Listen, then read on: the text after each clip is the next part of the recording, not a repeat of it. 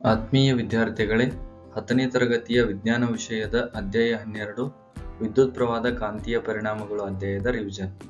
ಒಟ್ಟು ಅಂಕಗಳು 6, ಒಟ್ಟು ಪ್ರಶ್ನೆಗಳು 3, 1 ಅಂಕದ 1, 2 ಅಂಕದ 1, 3 ಅಂಕದ 1 ಪ್ರಶ್ನೆ. ನಿಯಮ: ಬಲಗೈನ ಹೆಬ್ಬೆರಳು ನಿಯಮ.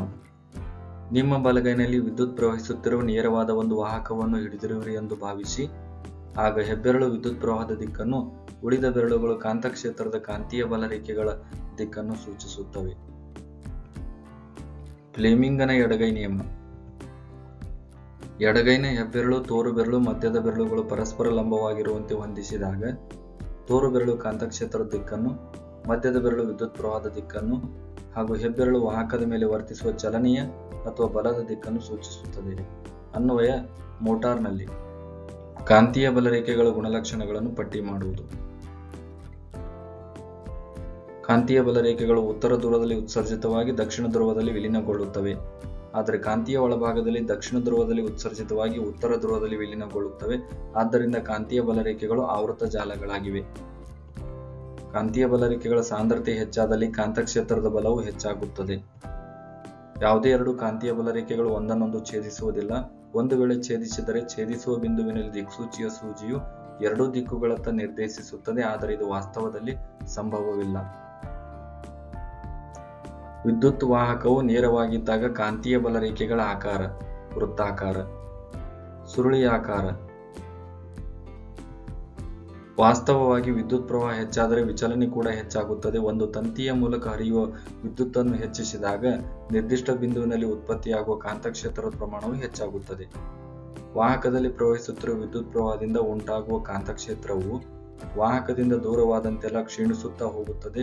ವಿದ್ಯುತ್ ಪ್ರವಹಿಸುವ ನೇರ ತಂತಿಯ ಸುತ್ತ ಅಯಸ್ಕಾಂತೀಯ ಕ್ಷೇತ್ರವನ್ನು ಪ್ರತಿನಿಧಿಸುವ ಏಕಕೇಂದ್ರೀಯ ವೃತ್ತಗಳು ತಂತಿಯಿಂದ ದೂರ ಸರಿದಂತೆ ದೊಡ್ಡದಾಗುತ್ತಾ ಹೋಗುತ್ತವೆ. ಸೊಲೆನಾಯ್ಡ್: ಅವಾಹಕ ಹೊದಿಕೆ ಇರುವ ತಾಮ್ರದ ತಂತಿಯ ಸುರುಳಿಗಳನ್ನು ಒತ್ತೊತ್ತಾಗಿ ಸುತ್ತಿರುವ ಸಿಲಿಂಡರ್ ಆಕಾರವನ್ನು ಸೊಲೆನಾಯ್ಡ್ ಎನ್ನುವರು. ಸೊಲೆನಾಯ್ಡ್ ಬಳಸಿ ವಿದ್ಯುತ್ ಕಾಂತವನ್ನು ಪಡೆಯುವುದು. ಸೊಲೆನಾಯ್ಡ್ನಲ್ಲಿ ಉಂಟಾದ ಕಾಂತಕ್ಷೇತ್ರದ ಲಕ್ಷಣಗಳು. ಸೊಲೆನಾಯ್ಡ್ನ ಒಳಭಾಗದಲ್ಲಿರುವ ಕಾಂತೀಯ ಬಲ ರೇಖೆಗಳು ಪರಸ್ಪರ ಸಮಾಂತರ ಸರಳ ರೇಖೆಯಂತಿರುತ್ತವೆ. ಸೊಲೆನಾಯ್ಡ್ನ ಒಳಭಾಗದಲ್ಲಿ ಪ್ರತಿ ಬಿಂದುವಿನಲ್ಲಿ ಕಾಂತಕ್ಷೇತ್ರ ಸಮನಾಗಿರುತ್ತದೆ. ಆದ್ದರಿಂದ ಹೆಚ್ಚು ಕಾಂತಕ್ಷೇತ್ರ ಹೊಂದಿರುವ ಸೊಲೆನಾಯ್ಡ್ನ ಒಳಭಾಗದಲ್ಲಿ ಒಂದು ಕಾಂತೀಯ ವಸ್ತುವಾದ ಮೆದು ಕಬ್ಬಿಣವನ್ನು ಇರಿಸಿ ಕಾಂತವನ್ನಾಗಿಸಲು ಉಪಯೋಗಿಸಬಹುದು. ಇದನ್ನು ವಿದ್ಯುತ್ ಕಾಂತ ಎನ್ನುವರು. ಸೊಲೆನಾಯ್ಡ್ನಲ್ಲಿ ಕಾಂತಕ್ಷೇತ್ರ ಹೆಚ್ಚು ಮಾಡುವ ವಿಧಾನಗಳು: ವಿದ್ಯುತ್ ಪ್ರವಾಹದ ಪ್ರಮಾಣವನ್ನು ಹೆಚ್ಚಿಸುವುದು, ಸುರುಳಿಯ ಸುತ್ತುಗಳ ಸಂಖ್ಯೆ ಹೆಚ್ಚಿಸುವುದು.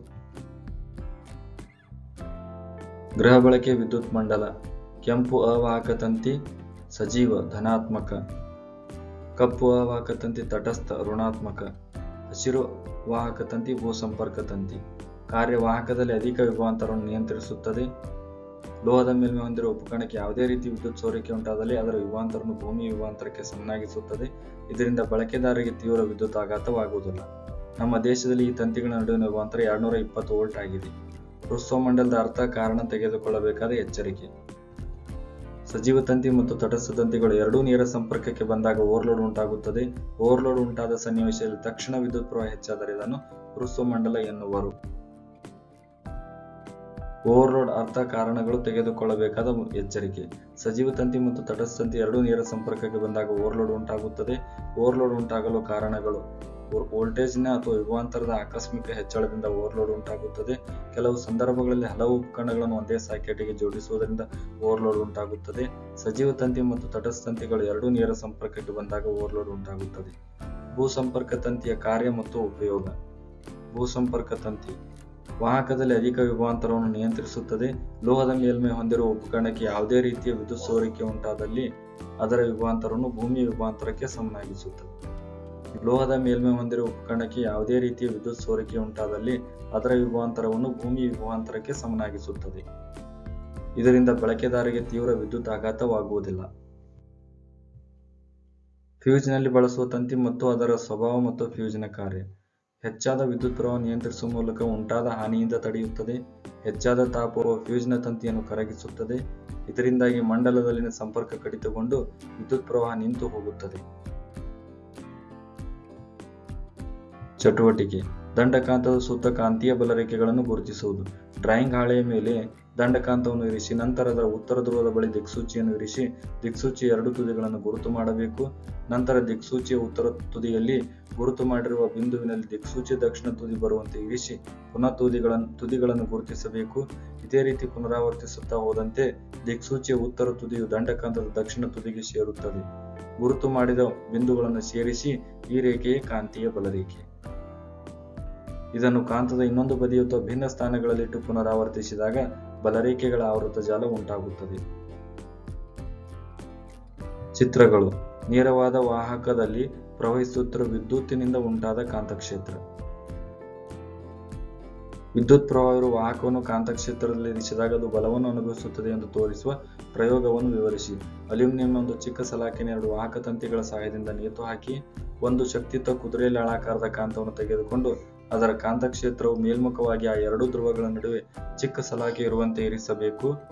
ಅಲ್ಯೂಮಿನಿಯಂ ಸಲಾಕೆಯನ್ನು ಬ್ಯಾಟರಿ, ಸ್ವಿಚ್ ಮತ್ತು ರಿಯೋಸ್ಟಾಟ್ಗಳಿಗೆ ಸರಣಿ ಜೋಡಣೆಯಲ್ಲಿ ಸಂಪರ್ಕಿಸಬೇಕು. ಈಗ ಒಂದು ನಿರ್ದಿಷ್ಟ ದಿಕ್ಕಿನಲ್ಲಿ ಅಲ್ಯೂಮಿನಿಯಂ ಸಲಾಕೆಯ ಮೂಲಕ ವಿದ್ಯುತ್ ಹರಿಸಬೇಕು. ಸಲಾಕೆಯು ಒಂದು ದಿಕ್ಕಿನಲ್ಲಿ ಸ್ಥಾನಪಲ್ಲಟಗೊಳ್ಳುತ್ತದೆ. ಸಲಾಕೆಯಲ್ಲಿನ ವಿದ್ಯುತ್ ಪ್ರವಾಹ ದಿಕ್ಕನ್ನು ಬದಲಾಯಿಸಿದಾಗ ಅದು ವಿರುದ್ಧ ದಿಕ್ಕಿನಲ್ಲಿ ಸ್ಥಾನಪಲ್ಲಟಗೊಳಿಸುತ್ತದೆ. ಆದ್ದರಿಂದ ವಿದ್ಯುತ್ ಪ್ರವಾಹವಿರುವ ಸಲಾಕೆಯು ಕಾಂತಕ್ಷೇತ್ರದಲ್ಲಿ ಅದರ ಉದ್ದಕ್ಕೆ ಲಂಬವಾಗಿ ಒಂದು ಬಲವನ್ನು ಅನುಭವಿಸುತ್ತದೆ. ಧನ್ಯವಾದಗಳು.